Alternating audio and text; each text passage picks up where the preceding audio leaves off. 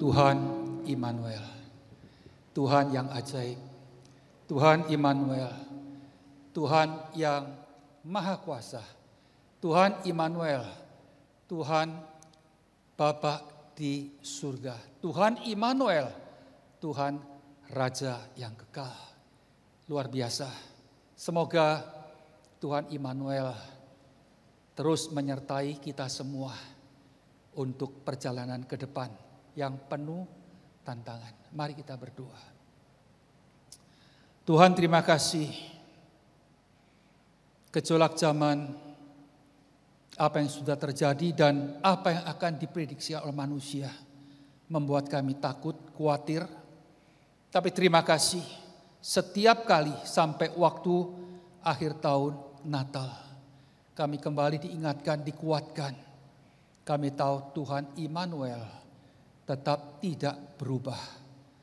Tuhan Immanuel adalah Tuhan sejarah, dahulu, sekarang, sampai selama-lamanya. Kami sadar Tuhan bahwa dunia ini akan terus berubah karena ini memasuki akhir zaman. Bila Tuhan, kami semua sebagai anak-anak Tuhan, ciptaan Tuhan, kami tahu pengharapan kami hanya di dalam Tuhan. Terima kasih, sebentar kami akan membuka firman Tuhan. Tuhan buka hati kami masing-masing. Supaya betul-betul Tuhan, waktu firman Tuhan disampaikan, menghasilkan 30, 60, bahkan 100 ganda. Ada sesuatu yang terjadi dalam kehidupan ini. Bukan sekedar formalitas kami ikut kebaktian, merayakan Natal untuk tahun ini. Tapi betul-betul Tuhan, kami tahu, kami sedang menantikan upah yang lebih mulia, upah yang lebih gede, upah yang lebih kekal. Tapi Tuhan, sebetulnya Tuhan katakan, aku telah berikan semua itu. Aku sedang menanti respon kepada ciptaanku. Aku sedang menanti respon daripada anak-anakku. Aku sedang menanti respon daripada gerejaku. Tolong Tuhan, biarlah melalui firman Tuhan sebentar yang kami baca, kami digugah, kami ingatkan, kami ambil suatu keputusan.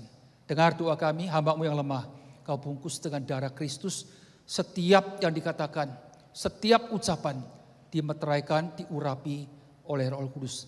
Berkati jemaat-Mu yang susah Tuhan hiburkan, yang sakit Tuhan jamak sembuhkan, yang punya tangisan Tuhan bukakan jalan. Kami yakin percaya semua Tuhan kelimpahan Kristus sudah diberikan kepada kami yang percaya. Dengar doa kami panjatkan doa ini dalam nama Tuhan Yesus, Juru Selamat kami yang hidup. Amin, amin, amin. Saya akan mengajak jemaat sekalian membaca, tolong buka ya, kalau ada Alkitab ya, dibuka. Lukas pasal 2, ayat 25, ayat 25. Bagian tentang seorang yang tua, Simeon. Ya, kebanyakan muda. Tapi tidak apa-apa, justru Anda berbahagia kalau masih muda sudah mendengarkan bagian firman Tuhan ini. Lukas pasal 2 ayat 25 sampai 35. Adalah seorang di Yerusalem, seorang bernama Simeon. Ia seorang yang benar dan saleh, yang menantikan yaitu penghiburan bagi Israel, upah bagi Israel. Roh Kudus ada di atasnya dan kepadanya telah dinyatakan oleh Roh Kudus bahwa ia tidak akan mati sebelum ia melihat Mesias, yaitu Dia yang diurapi Tuhan. Ia datang ke bait Allah oleh Roh Kudus ketika Yesus anak itu dibawa masuk oleh orang tuanya untuk melakukan kepadanya yang ditentukan hukum Taurat. Ia menyambut ya anak itu dan memeluknya sambil memuji Allah. Katanya, sekarang Tuhan, biarlah hamba-Mu ini pergi dalam damai sejahtera sesuai dengan firman-Mu, sebab mataku telah melihat keselamatan daripada-Mu yang telah Engkau sediakan di hadapan segala bangsa, yaitu terang yang menjadi pernyataan bagi bangsa-bangsa lain dan menjadi kemuliaan bagi umatmu Israel. Ayat 33, dan bapak serta ibunya amat heran akan segala apa yang dikatakan tentang dia, tentang Yesus. Lalu Simeon memberkati mereka dan berkata kepada Maria ibu anak itu, sesungguhnya anak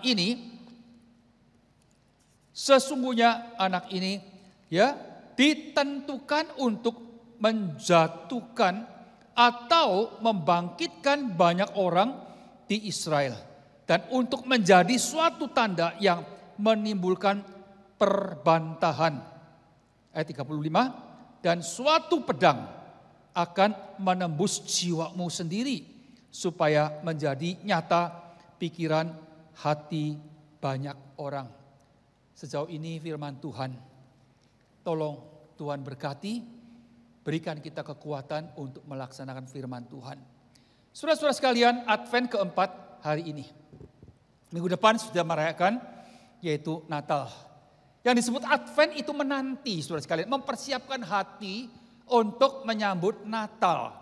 Ho Ling Jie, Den Ho, Jiang Ling de Jie Jie Qi. Seperti saudara-saudara sekalian, kalau kita perhatikan, ya tadi pagi dinyanyikan oleh paduan suara, we are waiting, kami menanti Tuhan. Seperti Tuhan akan menjawab, apa yang kau nantikan? Hai manusia, apa yang kau nantikan hai jemaat? Sudah aku genapkan. Ini sudah menjadi suatu sejarah, suatu fakta yang tidak bisa disangkal.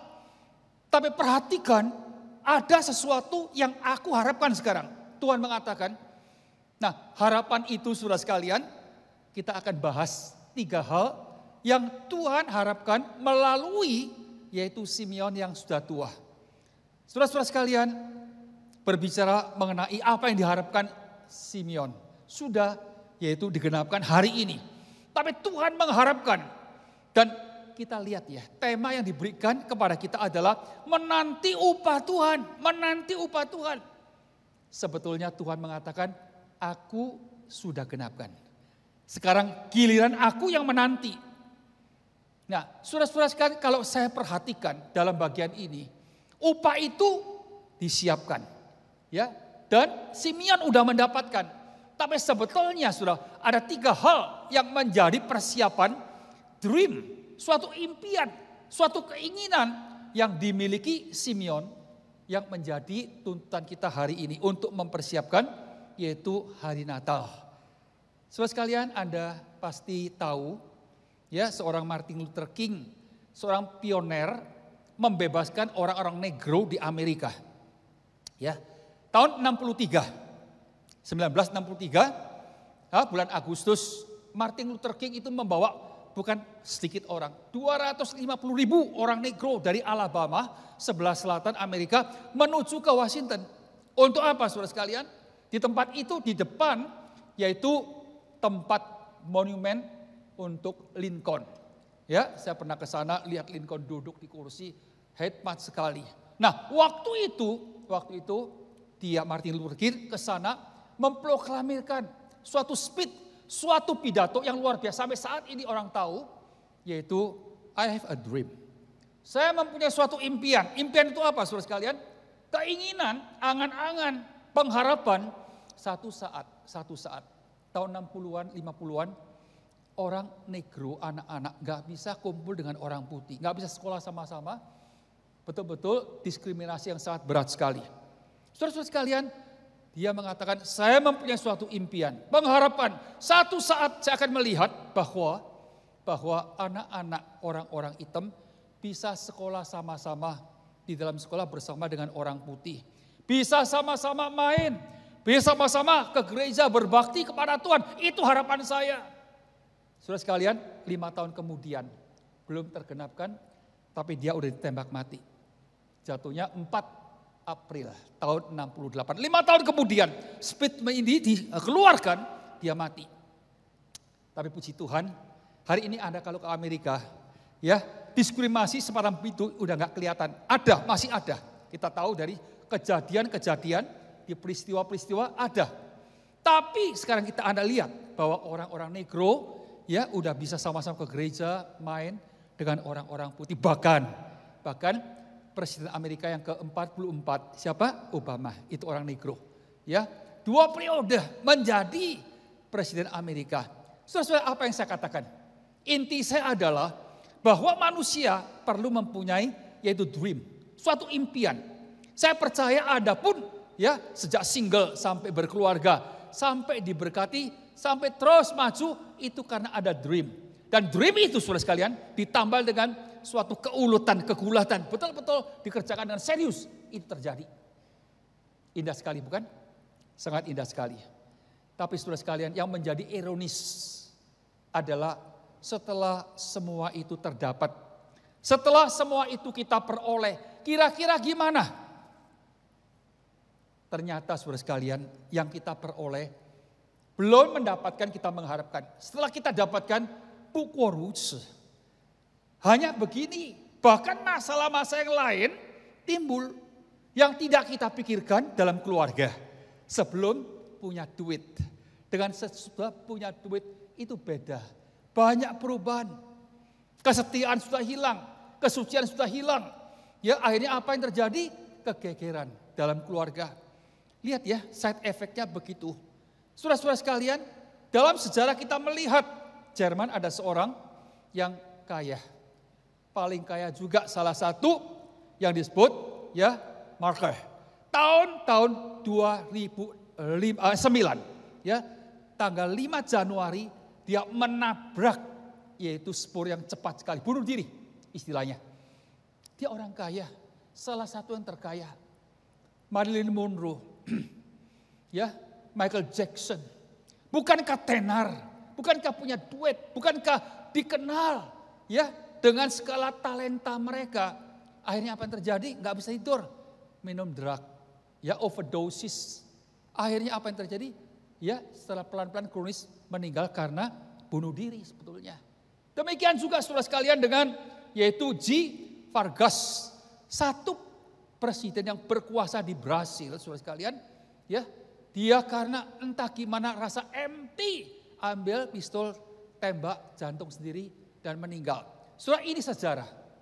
Sebelum mendapatkan, mengharapkan, menuntut mati-matian.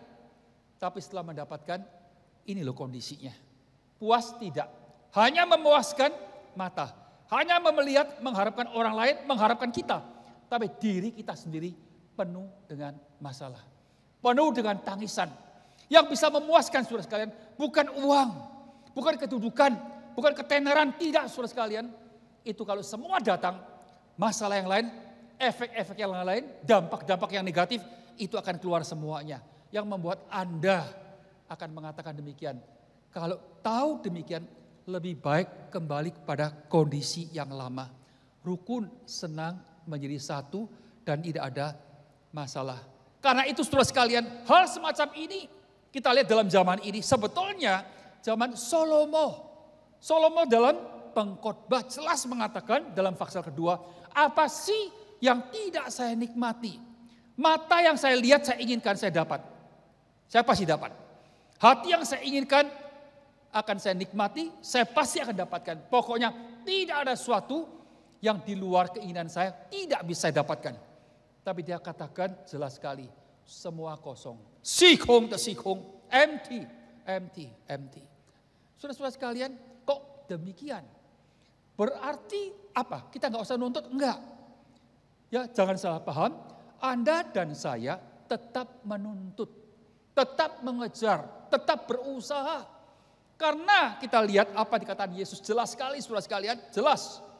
Manusia hidup, ya, dan khusus bukan dengan makanan. Sentehua. Firman Tuhan ini harus imbang. Tapi sekarang ini masalahnya dalam penuntutan setiap hari. Kita nggak seimbang saudara sekalian. Nah, kalau Anda melihat semua ini yang paling penting dan meninggalkan yang paling penting, itu celaka. Karena itu kita lihat ya. Nah, di dalam upah yang diharapkan oleh Simeon yang tua ini saudara sekalian, ternyata dia mengajar kita 3 hal. Yang hari ini sebelum kita masuk merayakan Natal, minggu depan harus kita resapi, harus kita alami, harus kita betul-betul menjadi bagian kita. Saudara sekalian, sekali lagi Anda kejar dengan apa keinginan Anda. Ya. Tapi ingat ya, dalam mengejar semua itu jangan lupa 3 hal ini. Simeon mengatakan dengan jelas, yang pertama, jangan lupakan Tuhan. Tuhan tetap menjadi sasaran daripada hidup kita. Dan jangan lupa terakhir kita semua harus kembali kepada Dia. Nah, hal semacam ini sebetulnya udah diutarakan saudara sekalian oleh yaitu Musa dalam Mazmur 90. Dalam Mazmur 90 saudara sekalian ayat pertama, Tuhan, Sua, Engkau dari zaman ke zaman ya adalah tempat perteduhan kami. Ni yongyan si women de jisuo. Sebelum gunung-gunung diciptakan, Zusan wei chen shen su, di sijie wei chen zhao. Belum diciptakan, Engkau adalah Tuhan. Kembalikan kami kepada Dikau Tuhan. Nah, ini doa Musa saudara sekalian menunjukkan suatu sequence, suatu urutan yang tidak boleh dirubah. Ingat saudara sekalian, bagi kita semua yang masih mempunyai telinga, ingat baik-baik, camkan baik-baik, Tuhan, manusia, ciptaan materi, Tuhan, dan kembali kepada Tuhan.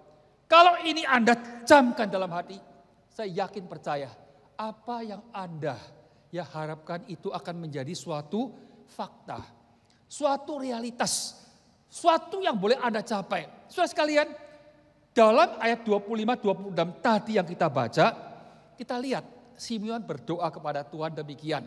Ya, dikatakan bahwa dia orang yang benar. Dia orang yang saleh. Sulai, yang disebut sulai itu dari dulu waktu muda sampai sekarang tua, dia tetap adalah orang yang yaitu dekat dengan Tuhan. Penting saudara sekalian.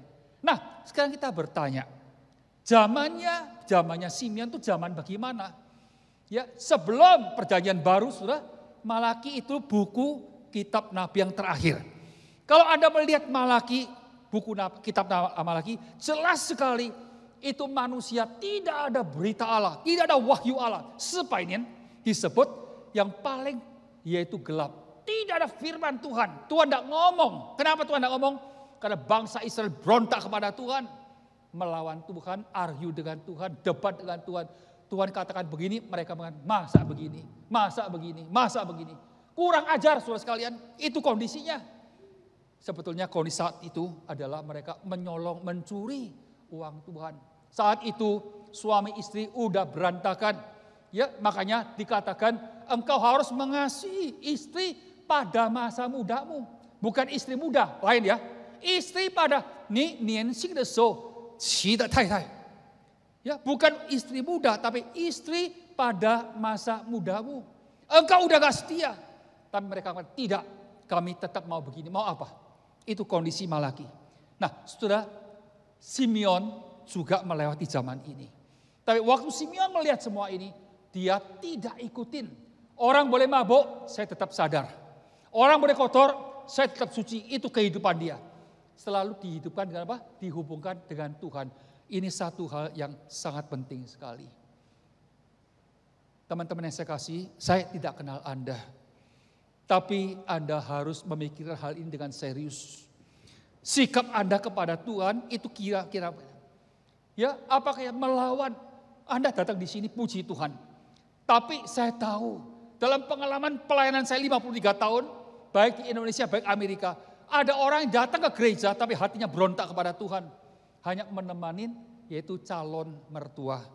Hanya menemani calon istri. Hanya menemani orang-orang yang dia ada maksud saudara sekalian. Tapi hati memberontak. Tiap minggu mengantar, duduk di tempat itu, udah paten di sana. Tapi hatinya tetap memberontak kepada Tuhan. Jemaat yang saya kasih teman-teman, kalau di antara kita ada ya orang-orang semacam ini, tolong. Kita manusia gak ada artinya. Covid belakangan ini selama hampir 3 tahun. Membuat kita merenungkan apa arti hidup itu saudara sekalian. Banyak teman-teman kita yang lebih sehat dari kita. Banyak teman-teman yang lebih muda, lebih sukses. Yaitu mereka pergi duluan. Hari ini Anda dan saya masih diberikan nafas oleh Tuhan. Bukan kita lebih baik, tidak. Tidak. Masih ada anugerah. Mumpung masih ada anugerah, sekali lagi, jangan melawan Tuhan. Jangan melawan Tuhan. Banyak hal saudara sekalian, kalau bukan anugerah Tuhan, Anda dan saya tidak mungkin hidup. Tiap hari menghisap oksigen. Tiap hari menikmati. Yang paling penting itu paling murah. Bahkan gratis. Bayangkan hal ini, pikirkan hal ini. Jadi sekali lagi, jangan ada satu hati memberontak, merasa diri saya itu hebat. Dengan kaki saya, tingken liti. Berdiri dengan tangan saya berjuang, saya pasti jadi, awas. Ya, awas. Jangan tuhankan Tuhan. Apa yang disebut humanisme. Adalah aku Tuhan. Semua direlatifkan. Tidak ada yang mutlak, hanya aku. Kalau yang comfortable, itu aku lakukan. Aku senang, aku lakukan. Yang tidak termasuk firman Tuhan, aku tidak akan dengar. Awas, jangan mempunyai sikap semacam ini. Simeon yang sudah tua memberikan contoh kepada kita. Bahwa sejak muda dia hidup dengan benar. Sejak muda dia hidup dengan keadilan. Tapi yang lebih indah lagi saudara sekalian. Yang lebih indah lagi adalah dari Tuhan dia arahkan kepada Kristus. Nah itu indah. Saudara-saudara sekalian, ini penting sekali. Saya percaya kebanyakan kita percaya adanya Tuhan. Ya, kalau enggak ada dunia ini gimana diciptakan. Saya ngerti percaya Tuhan banyak pertanyaan. Tapi tidak percaya Tuhan pertanyaan lebih banyak tidak bisa dijawab saudara-saudara sekalian. Karena itu kita melihat satu hal yang paling penting. Yaitu Tuhan ada. Tapi Tuhan ini gimana bisa menjadi pengharapanku. Ya, menjadi suatu impianku dalam hidupku. Dikatakan melalui Yesus Kristus. Saudara sekalian, waktu dia masuk ke bait Allah Simeon, Roh Kudus bekerja dalam hatinya. Ini sang juru selamat. Dia terima, dia peluk. Dia katakan, Tuhan, sekarang saatnya panggil aku pulang. Karena aku sudah melihat yaitu keselamatan Tuhan. Saudara-saudara sekalian, Anda harap tidak menjadi orang ateis. Ya, yang menyangkal Tuhan. Ya, orang-orang ateis yang menyangkal Tuhan akhirnya manusia posisi itu nggak jadi monyet semuanya. Tapi jadi monyet, bukan juga. Ini kondisinya saudara sekalian, awas. Tapi yang kedua, siapa sih Allah yang benar? Bukan sekedar dengan agama yang saya miliki di KTP, saya merasa tenang. Tidak, saudara sekalian. Ya, Paulus mengatakan kalau bukan Yesus yang mati dan bangkit, saya tidak akan percaya. Saya tidak akan mengabarkan Injil. Saya tidak akan mati syahid bagi Yesus. Karena itu dalam 1 Timotius pasal yang ke-3 ayat 15. Paulus mengatakan suatu perkara luar biasa. Kristus Yesus datang ke dalam dunia, jitu Yesus 降世 untuk menyelamatkan orang dosa. 我要拯救罪人，在罪人中我是一个罪魁。Di dalam orang-orang dosa, dosa saya paling besar. Paulus belum pernah masuk penjara. Paulus belum pernah bunuh orang. Dia di luar. Dia adalah orang filsuf yang menjalani hukum Taurat Musa. Tapi akhirnya dia mengatakan, saya orang dosa yang paling berdosa. Yesus itu 降世 untuk menyelamatkan. Itu patut dipercaya dan patut dipuji, saudara-saudara. Nah, waktu dia mengatakan perkataan ini, dia mengatakan, saya salah paham. Saya dulu menentang, tidak percaya. Dia tidak hidup, dia tidak bangkit. Saya menganiaya. Tapi sekarang saya tahu, dia benar. Puji syukur kepada Tuhan. Karena itu, jemaat yang saya kasih, teman-teman. Selain Anda percaya kepada Tuhan, Simeon mengajak kita, Tuhan itu tidak lain. Bukan yang mati, cari yang hidup. Kalau Anda hari ini sampai saat ini masih menghormati orang-orang tokoh-tokoh yang mati, saya minta Anda berubah mindset. Carilah, peganglah yang hidup, yang kekal. Yesus Kristus mengatakan, engkau percaya kepada Tuhan, percaya kepada aku. Dalam Yohanes 14 ayat yang 1-3. Ni sing sangti ye tang sing wo. Itu kepada orang Yahudi saudara sekalian. Orang itu percaya Tuhan, tapi tidak percaya Kristus. Luar biasa. Ya, yang berani mengatakan perkataan ini hanya orang gila. Hanya orang pembohong. Yesus bukan. Puji syukur kepada Tuhan. Hari ini sekali lagi Simeon mengajak kepada kita. Upah yang paling besar bukan dalam dunia. Dunia akan lewat saudara sekalian. Keuangan Anda, hak Anda, semua akan lewat. Kapan lewat? Saya nggak tahu. Mudah-mudahan diberikan umur panjang. Tapi siapa yang bisa menjamin? Tahun ini kita dikagetkan dengan seorang mantu konglomerat, Pak Tahir, betul? Mantunya luar biasa, hebat, talenta sekali, bisa berdagang 45 tahun. Akhirnya meninggal. Gimana meninggalnya? Waktu tidur. Mereka punya rumah sakit yang paling bagus, mereka punya dokter yang paling luar biasa, tapi hidup ini tidak dalam tangan. Yang akan saya katakan adalah jangan sombongkan esok hari. Kalau Anda sekarang ini, saudara sekalian, dalam kondisi lancar-lancar, baik-baik, melebihi orang lain, itu berkat Tuhan. Dan itu membuat kita bukan lebih sombong, tapi justru lebih mengasihi Tuhan, lebih dekat dengan Tuhan. Jemaat yang saya kasih, saya percaya di antara kita, saat-saat semacam ini masih ada orang-orang tertentu yang diberkati dengan luar biasa. Saudara harus lebih rendah hati, harus betul-betul lebih humble kepada Tuhan. Kalau Anda dalam kondisi susah, justru lebih pegang. Kalau Yesus Kristus diberikan kepada Anda dan saya, orang dosa yang tidak patut menerima. Saudara sekalian, ada apa sih yang tidak Tuhan berikan kepada kamu? Waktu kita susah, kita bertanya kepada Tuhan, Tuhan kenapa saya susah? Kenapa orang lain enggak? Tapi herannya saudara sekalian, waktu kita diberkati, kok kita enggak tanya kepada Tuhan, Tuhan kok saya yang diberkati? Kok bukan dia diberkati? Waktu kita senang, kita enggak tanya sama Tuhan. Tapi waktu kita susah, kita komplain kepada Tuhan. Saudara sekalian enggak apa-apa. Anda boleh tanya. Karena banyak hamba-hamba Tuhan dalam kesulitan. Musa, Elia, Yunus bertanya kepada Tuhan. Enggak apa-apa saudara sekalian. Tapi yang paling penting terakhir kita katakan Tuhan jadilah kehendak-Mu. Itu yang paling penting. Jadi sekali lagi Simeon mengajak kita Anda dan saya. Yang kedua, jangan jadi orang Kristen yang ateis. Yang pertama, kenal Tuhan. Jangan tinggalkan Tuhan. Yang kedua, setelah menjadi anak Tuhan, ingat. Terlalu banyak orang Kristen ateis. Khususnya dalam saat-saat yang paling sulit.